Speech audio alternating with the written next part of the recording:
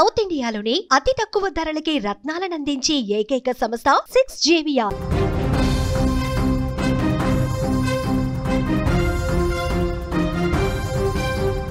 కర్ణాటకలో మరో పరువు హత్య. ప్రేమించిన పాపానికి పసి ప్రాణం బలైపోయింది.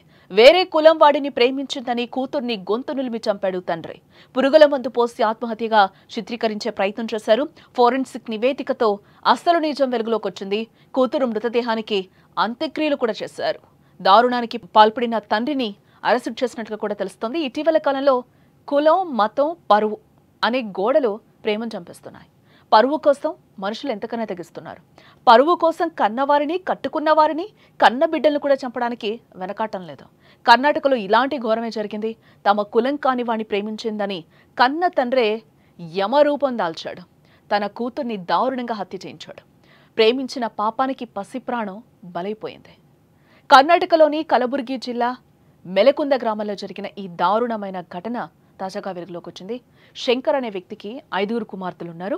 ఆయన చిన్న కూతురు కవిత వేరే కులానికి చెందిన యువకుడిని ప్రేమించింది. కన్న కూతురు వేరే కులానికి చెందిన అబ్బాయిని ప్రేమించడం ఆ తండ్రి శంకర్కి ఏమాత్రం నచ్చలేదు. కులాంతర వివాహం చేసుకుంటే తమ పరువు పోతుందనే భయం, అదుపు తప్పిన కోపం శంకర్ను మనిషిగా లేకుండా చేసింది. కుటుంబ పరువు పోతుందని, మిగతా కుమార్తెల పెళ్లిళ్ళు ఆగిపోతాయని ఆందోళనలో ఉన్న శంకర్ ఎలాగైనా కవితను ఆ ప్రేమ నుంచి బయటకు తీసుకురావాలని ప్రయత్నించాడు. బంధువుల సాయం కూడా తీసుకున్నాడు. కానీ కవిత మాత్రం తన నిర్ణయం అయితే అసలు మార్చుకోలేదు. తన ప్రేమను వదులుకోలేదు. దీంతో ఆగ్రహానికి గురైన శంకర్ కన్న కూతుర్ని గొంతు నులిమి చంపేశాడు. తర్వాత ఆమె నోట్లో పురుగుల మందు పోసి దాన్ని ఆత్మహత్యగా చిత్రీకరించే ప్రయత్నం కూడా చేశారు కుటుంబ సభ్యులు.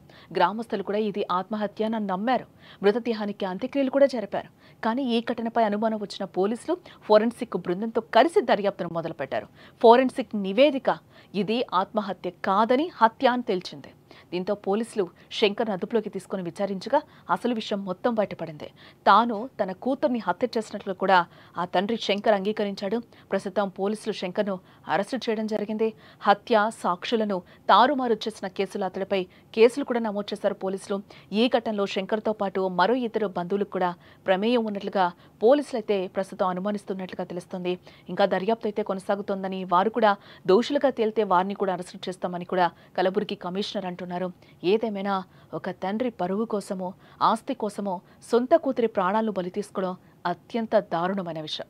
ఇలాంటి ఘటనలు సమాజంలో విలువలు ఎలా దిగజారిపోతున్నాయో స్పష్టం చేస్తున్నాయి. డబ్బు, పరువు మనుషులను రాక్షసులుగా మార్చేస్తున్నాయి అని ఈ ఘటన మరోసారి నిరూపిస్తోంది. ఇకనైనా ప్రభుత్వం ఇలాంటి దారుణాలకు పాల్పడిన వారిపై కఠిన చర్యలు తీసుకోవాలని ప్రజలు కోరుతున్నారు.